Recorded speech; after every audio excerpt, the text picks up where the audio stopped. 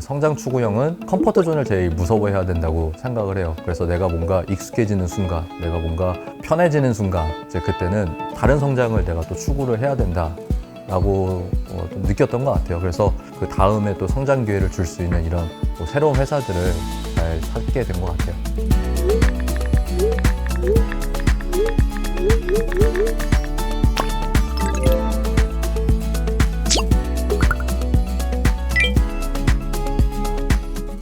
자기소개 부탁드립니다. 네, 안녕하세요. 네, 저는 PMBA 사기로 졸업한 오주용이라고 합니다. KPMG라는 이제 컨설팅 회사에서 경영 컨설턴트로 일을 했었고요. 그 이후에는 유니티 테크놀로지스라는 회사에서 전략기획 팀장 그리고 신사업 팀장을 근무를 하다가 지금은 어플라이드 인투이션이라는 회사에서 사이트 리드와 그다음에 사업 개발을 담당을 하고 있습니다. 그럼 지금 현재 하고 있으신 일에 대해서 조금 자세히 설명해 주실 수 있을까요? 네, 지금은 저는 이제 어플라이드 인투이션이라는 회사고요. 저희 회사는 자율주행 소프트웨어 개발사입니다. 이제 미국에 본거지를 두고 있고 최근에 시리즈 F 이제 라운드를 유치를 하면서 한국 가치로는 한 21조 정도 이제 가치 평가를 받고 있어요. 이제 거기서 한국지사에서 이제 사이트 리드라고 하는 역할과 사업 개발 이 두 역할을 담당하고 있는데 사이트 리드는 쉽게 생각하시면 그냥 오피스 운영과 관련된 행정 심부름꾼이라고 생각하시면 될 것 같아요. 행정 심부름꾼과 이제 사업 개발은 모두가 아시는 이제 세일즈 역할을 하고 있어서 먹거리에 대한 사냥과 그리고 그거를 잘 또 운영하는 이 두 가지 주요 업무를 담당을 하고 있습니다. 그럼 저희 그 카이스트 PMBA 과정은 어떻게 입학하게 되셨을까요? 일단 그때 당시에 제가 갖고 있었던 어떻게 보면 목마름 같은 것들이 좀 있었던 것 같은데요. 먼저 컨설턴트로 일을 하면서 여러 가지 정보들을 굉장히 단시간 내에 많은 것들을 접하게 되는데 그거를 제가 잘 소화를 못한다라는 좀 느낌이 있었어요. 그래서 PMBA를 좀 생각을 하게 됐었고 그러면서 왜 또 카이스트냐라는 또 질문으로도 이해가 되는데 저는 카이스트가 딴 것보다 일단 3년이라는 과정인 게 사실 가장 마음에 들었었어요. 그래서 저는 카이스트만 지원을 했었고 카이스트가 합격을 했을 때 당연히 가고 불합격이다 라고 한다고 하면 나는 MBA를 안 하겠다라고 생각을 했었습니다. 그렇게 어렵게 들어오신 카이스트에서 그 MBA에서 가장 인상 깊었던 수업은 뭐가 있었을까요? 아마 가장 부족했던 부분이 제가 인상 깊게 남을 수밖에 없을 것 같은데 그때 당시에 느꼈을 때 저는 회계에 굉장히 좀 많이 약했던 부분이 있었던 것 같아요. 회사를 어떻게 좀 더 잘 분석을 해야지? 라는 질문에 있어서 제가 그 지식이 부족하기 때문에 체계적인 수업을 통해서 배워보고자 하는 부분들이 있었었고 특히 카이스트에서 회계 수업이 가장 재밌었던 것 중에는 이거를 토론식으로 이끌어 가시는 교수님이 굉장히 좀 인상적이었어요. 그러면 수업 말고도 재학 당시에 조금 생각나는 에피소드 같은 게 있다면 어떤 게 있을까요? 네, 굉장히 좀 부끄러운 일이긴 한데 저는 아무래도 이제 학자가 좀 스타일이 아닌 것 같은 게 수업실 밖에서 많이 어울렸던 에피소드들이 좀 많이 먼저 떠오르긴 해요. 사실 저 같은 경우도 MBA를 지원함에 있어서 사람들과의 교우를 좀 많이 저는 기대를 했었던 것 같아요. 당시 있었을 때에는 저희가 홈커밍 데이를 했었어요. 그리고 그때 운이 좋게도 동기기도 하셨던 대표님께서 이제 흔쾌히 좀 오픈을 해주셔가지고 저희가 다른 선배 기수들 다시 포함해서 좀 즐겼던 좀 일화가 있는데 저 같은 경우는 좀 사람들과의 친목 관계라는 거를 그때 좀 맛볼 수 있었던 기회가 된 것 같아요. 확실히 MBA에서 뭔가 좋은 사람들을 많이 만났다라는 인상을 되게 많이 받는데 네. 사람을 통해서 가장 많이 배우는 것 같아요. 그분들이 갖고 있는 굉장히 좋은 습관들 같은 것들도 있고 그분들이 가지고 있는 열정이나 어떤 일을 바라보는 관점이나 이런 것들은 굉장히 전파도 되지만 학습의 대상이 된다고 저는 생각을 해요. 제가 개인적으로 좋아하는 이제 문구가 어느 시인의 문구가 있는데 사람이 온다는 것은 굉장한 일이다.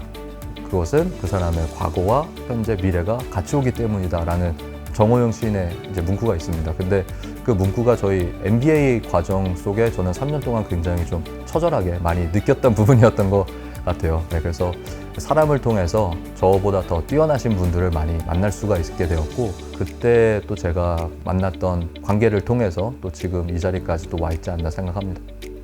처음에 입학하셨을 때는 이제 컨설팅 펌에 다니고 계셨는데 저는 이제 컨설팅 다닐 때 입학을 해서 사실 그때 컨설팅 프로젝트가 너무 바빠서 오리엔테이션이나 이런 이벤트들을 하나도 참여를 못 했었어요. 네, 그리고 와서 또 첫 수업을 갔었는데 저희 그 동기 중에 한 명이 대표님이 계시더라고요. 그래서 저는 PMBA인데 대표가 여기 왜 왔지 사실 의문이 들었어요. 회사 이름도 생소했었어요. 유니티라고 하는 회사의 대표님을 하고 계시다길래 그냥 호기심에 찾아봤거든요. 그 회사가 뭐 하는 회사인가. 근데 재밌는 일을 하시더라고요. 그래서 그때 당시에 키워드가 VR, AR 이제 이런 것도 많았었고 메타버스가 아직 막 얘기가 많이 나오긴 전이었지만 디지털 트윈이라는 이름으로 여러 가지 이런 가상화 기법들이 얘기가 많이 되고 있었을 때였어요. 그래서 굉장히 좀 재밌다. 여기 회사 기회가 있으면 한번 알아보고 싶다라는 생각을 좀 갖고 있었는데 마침 채용 페이지를 보니까 사람을 뽑으시더라고요. 그래서 무작정 이력서를 들고 저희 동기 대표님한테 찾아갔었습니다. 컨설팅의 회사에 다니는 이런 사람인데 사람을 찾으시는 것 같은데 혹시 나 같은 사람도 지원을 해볼 수 있냐라고 이제 대표님한테 이렇게 드렸었죠. 네, 그랬더니 한번 뭐 HR 쪽에 좀 안내를 하겠다라고 이제 해서 그렇게 인터뷰 진행을 좀 하게 됐고 그때 또 이제 잘 어떻게 봐주셔서 유니티로 입사를 하게 되었었습니다. 큰 이직을 2번 이제 겪으셨잖아요.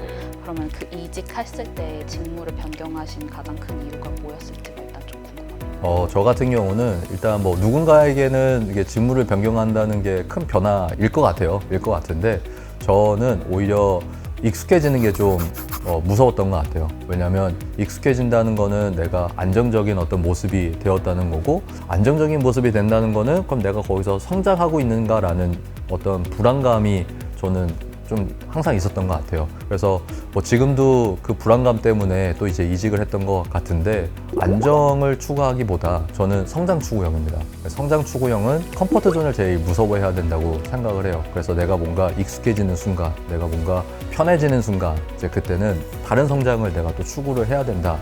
라고 좀 느꼈던 것 같아요. 그래서 그 다음에 또 성장 기회를 줄 수 있는 이런 뭐 새로운 회사들을 잘 찾게 된 것 같아요. 그러면 그 이전 경험들이 다음 커리어에 어떤 도움이 크게 되신 게 있었나요? 저는 뭐 100% 당연히 도움이 되었다고 생각을 하고요. 이전에 경험이 없었다 그러면 다음에 선택도 하기 굉장히 어려웠을 것 같아요. 2번의 이직 경험이긴 하지만 그 회사를 어떻게 보면 고르는 관점들이 이전 회사에서도 많은 부분 좀 심어주는 부분들도 있었던 것 같습니다.